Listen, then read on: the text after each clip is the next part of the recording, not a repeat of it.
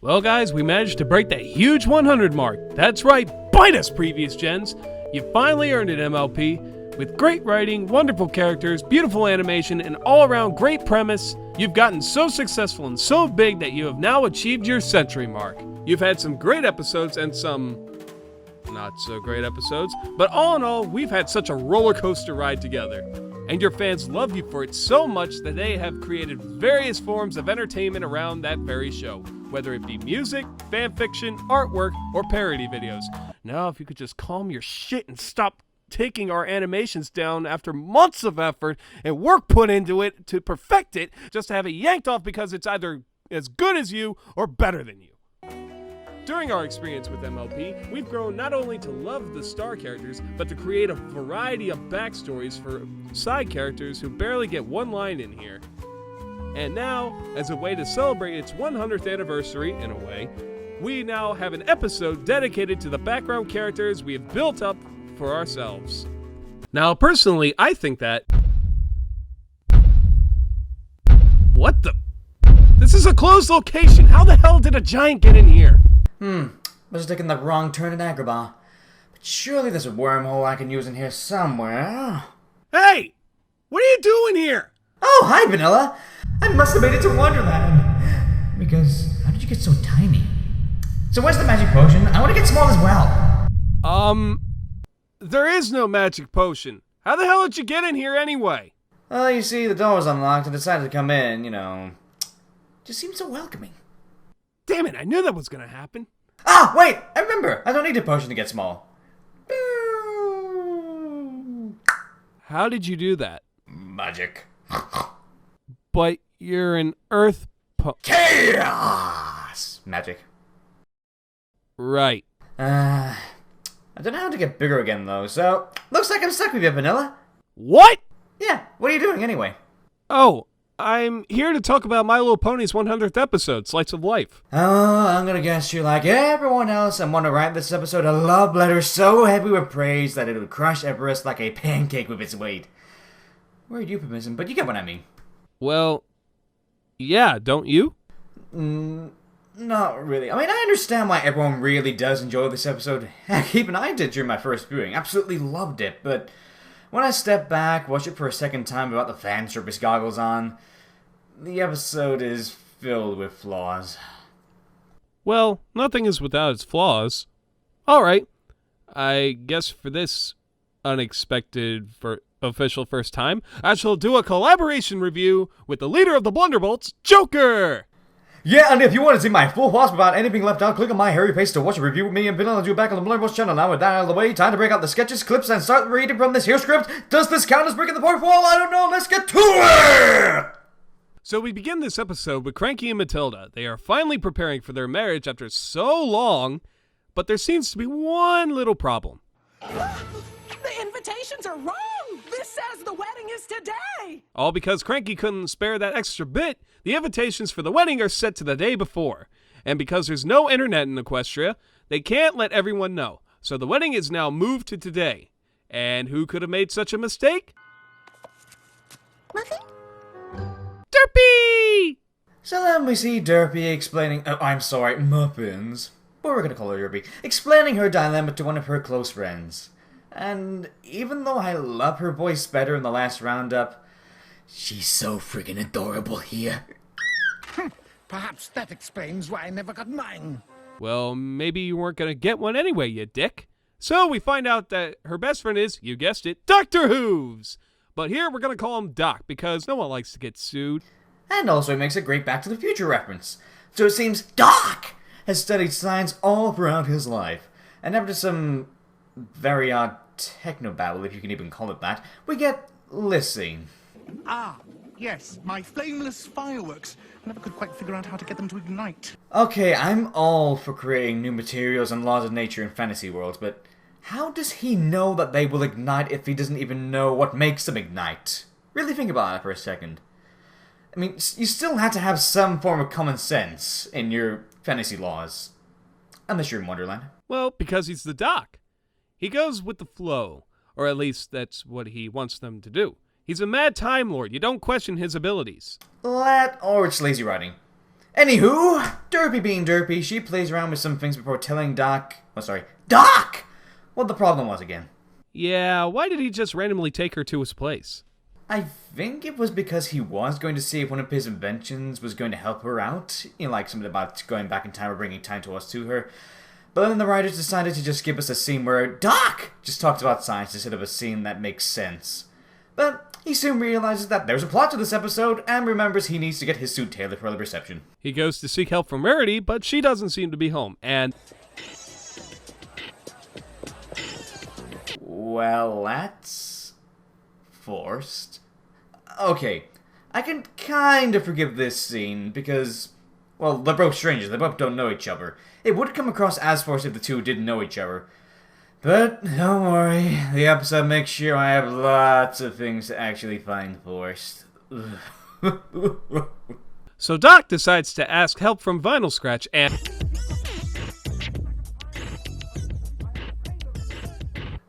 So, describing in great detail what he needs to have done, Vinyl takes the Doc to a bowling alley. Okay, this is obviously played for laughs, but my only questions are, 1, why did Vinyl jump to conclusions instead of doing what any decent person, or pony, would do and ask the poor guy what he means, or better yet be polite and take the earphones off for a couple of seconds? Second, what was the big circle for? I mean, what exactly was he trying to describe? My suit requires buttons half the size of my head! Perhaps you've seen my friend Carl Pilkington. Anyway, back to the bowling alley, we are soon greeted with 3 familiar faces.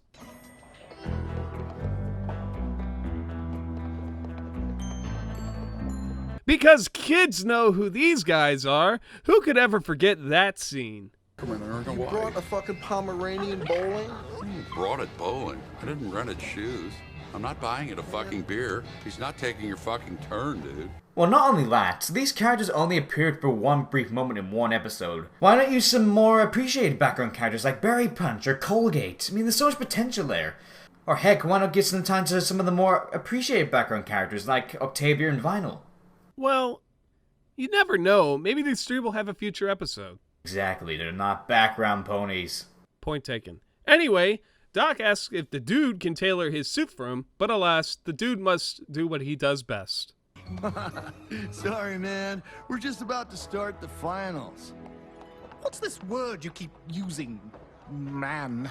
I don't know, man. Okay, well, that was a waste. Oh, come on. You gotta admit, you can't have him saying man and have a no joke about not being a pony language. Okay, again with the common sense rule. He has no reason to say man other than, hey, I'm based off this character from a movie. There's no reason other than breaking the fourth wall and coming across as forced. It's part of the humor. It's a part of the reference, and the joke obviously needed to be made at least once. Still doesn't change the fact that it's forced and doesn't feel like it belongs there. So the Lebowski crew decide to help Doc with his suit in exchange of bowling with them.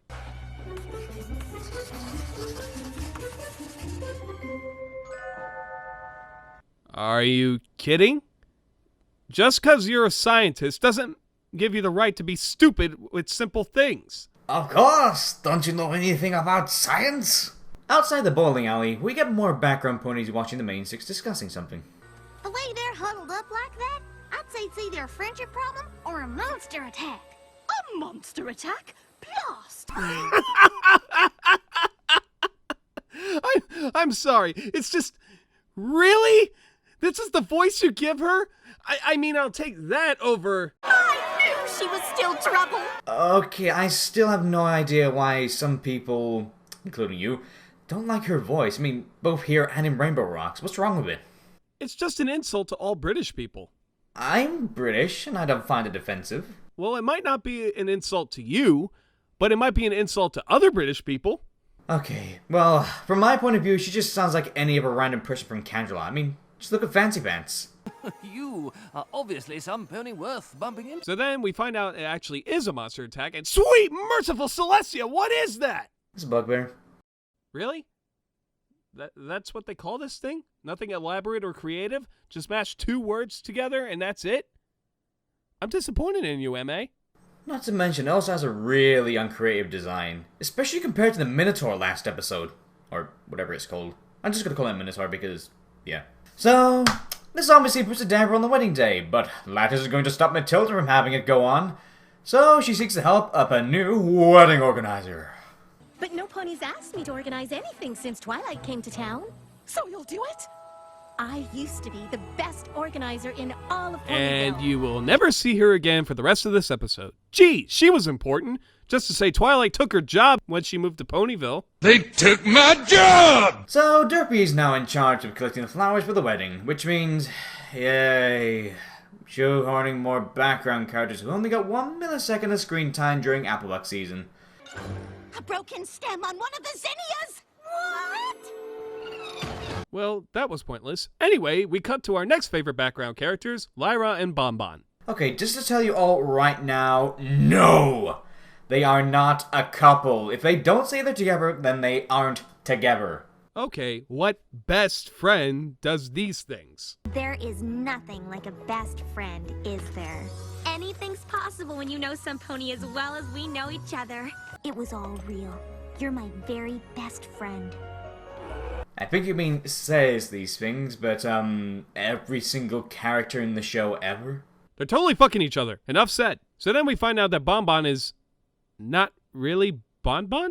It's Special Agent Sweetie Drops. I work for a super secret anti-monster agency in Canterlot. Where the fuck did this come from?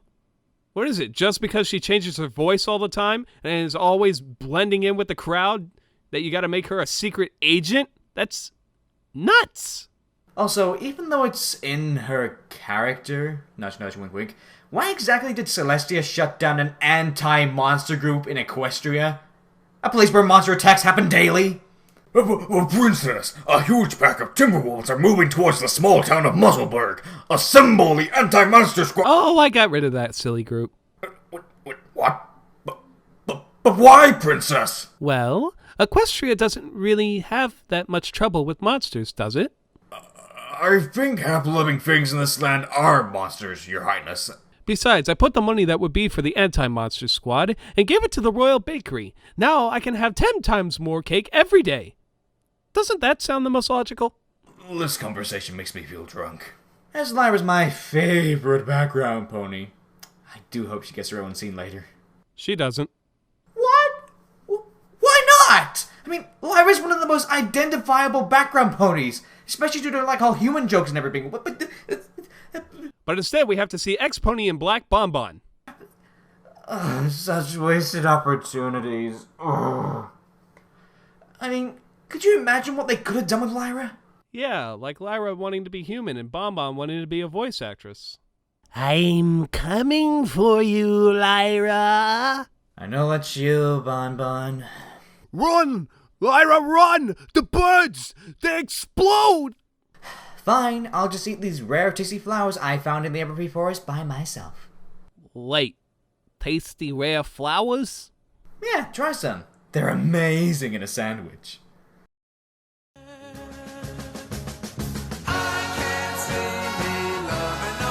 Sweet Celestia! Lyra, what happened to your hooves? What are you talking about, Bon Bon? Huh. Strange. My hallucination is just a name tag on you saying Sweetie Drops. Back to the bowling match, we see the Doc and the crew are about to win their game when... Your flameless fireworks look just like flowers! I'll use them for the wedding! Yes, Derpy, thank you for asking to use my invention. Over the line! So next week, okay, girls, you're kind of getting away with the show. Seriously, I thought this was a story about the background characters. It is a story about the background characters. Then why are we constantly reminded of the whole bugbear attack? I mean, why is this bugbear thing even here? Well, to give something for the main six to do.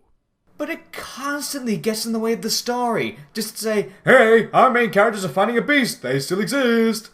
Even though the focus is meant to be on the background characters. Plus it creates a few holes here and there in the plot.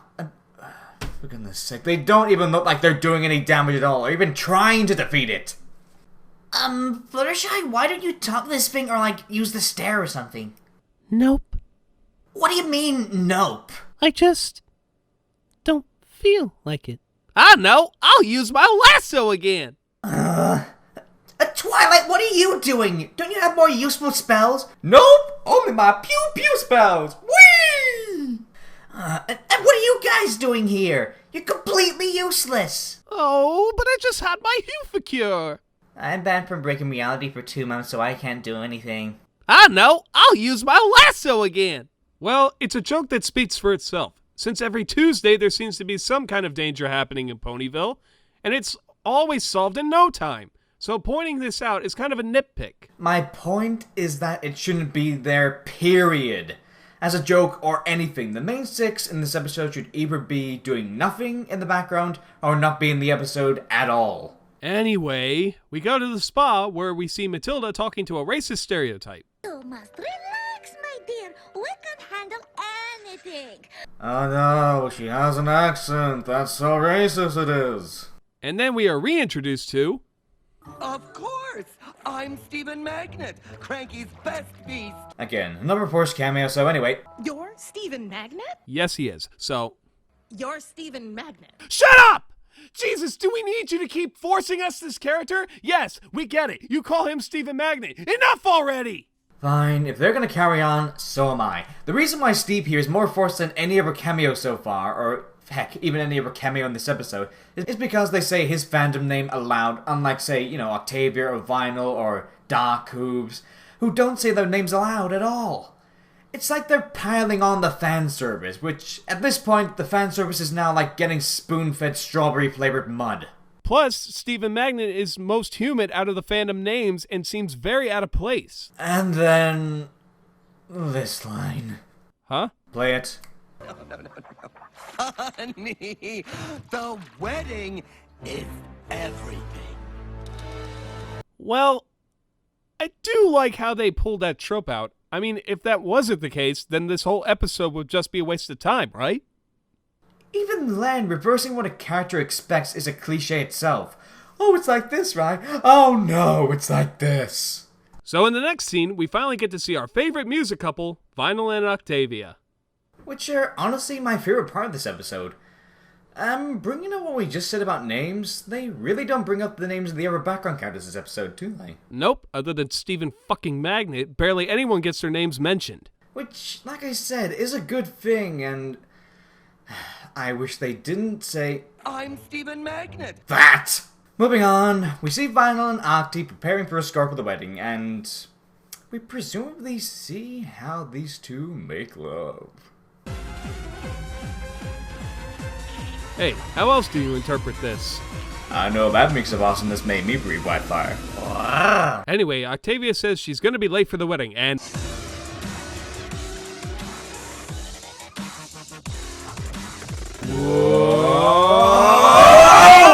Oh my goodness gracious, that is so freaking awesome! Oh.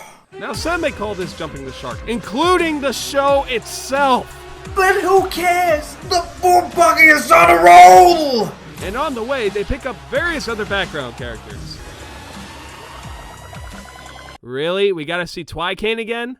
And right in front of our faces? See, again, one of the main problems of this episode, the majority of the references seem forced into our faces. Going, hey, remember me? That was a thing. It doesn't let the episode flow naturally, especially with scenes like this. What is life? Is it nothing more than the endless search for a cutie mark?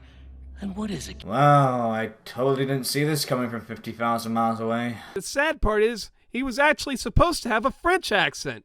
Sucks that they didn't go with the latter. Okay, I think it'd be best to address this problem now, what with the majority of the forced references being around here. Folks, it's never a good idea to have an entire episode based around fan service.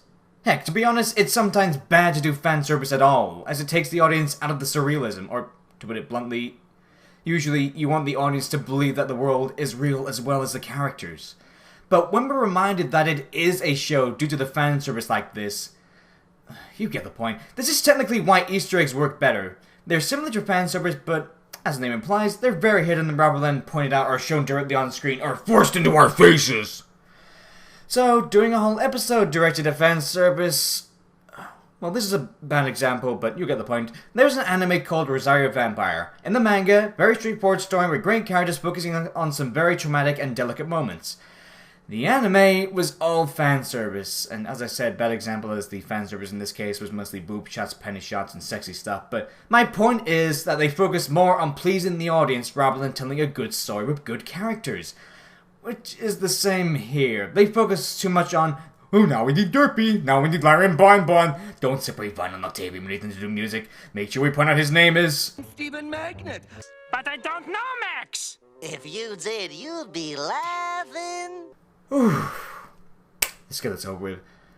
Finally, everyone makes it to the wedding on time, including... What do you mean you left it on the counter? I thought you were bringing it. Oh.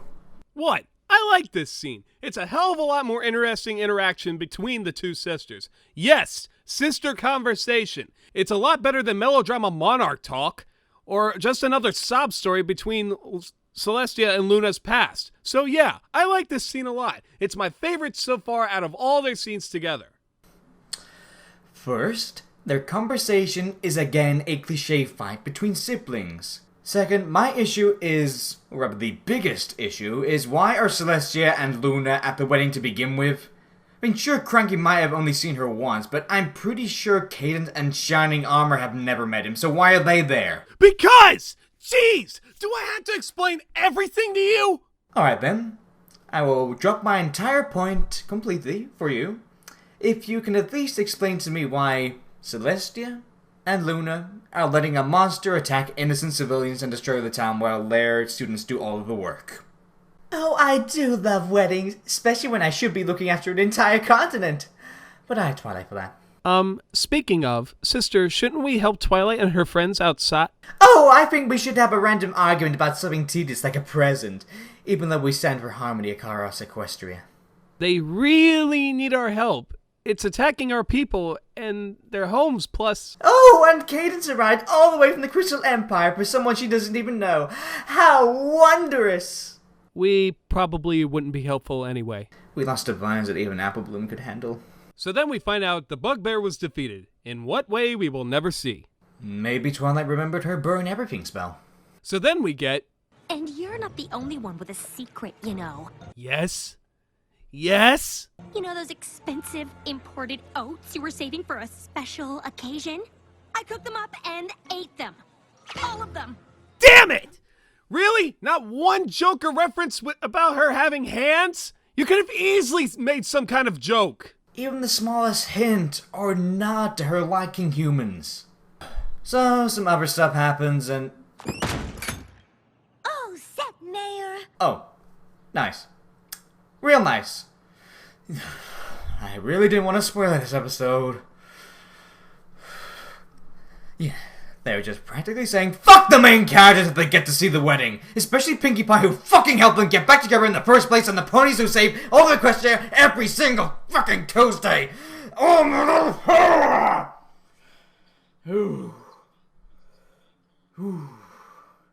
So then the wedding commences without the presence of the main characters. Well, looks like we can't get inside. Twilight, we could just go through the window Stephen Magnet's using. No. No inside at all. What a shame. The window is right there. We could just hop through it. But it'd be so rude. You know what?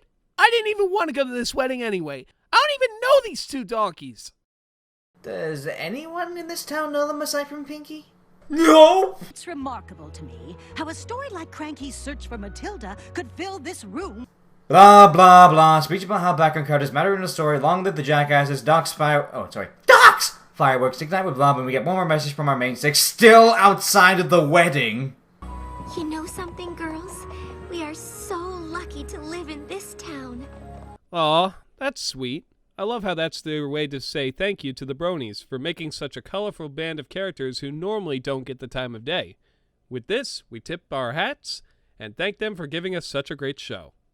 You do realize they're talking about the background ponies and not the bronies, right? By the way, the numbnut who named Derpy Muffins, her name is Derpy, it's always been Derpy, and it always will be Derpy. And that was Slice of Life, or better known as the 100th episode. What were your thoughts, Joker?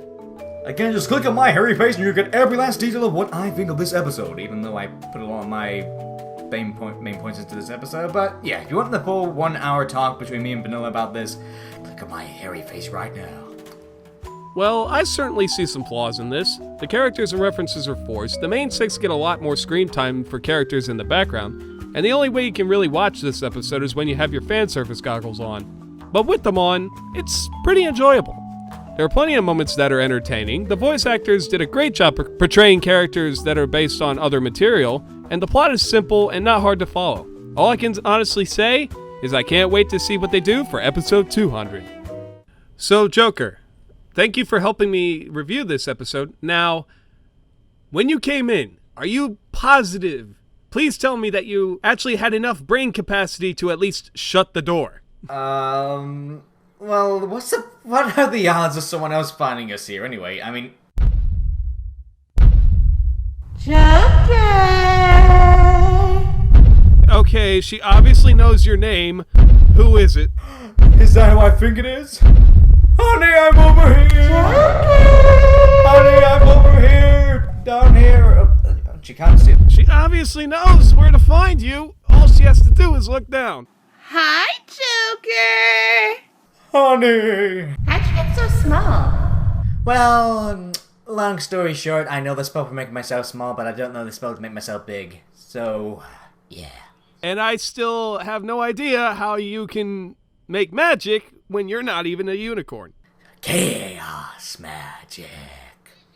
Magic, bitch! Yay, 2 on 1. I love it.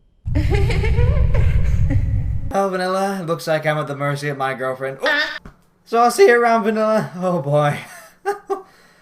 Be gentle. Oh no, I'll be rough as possible. Vanilla, help!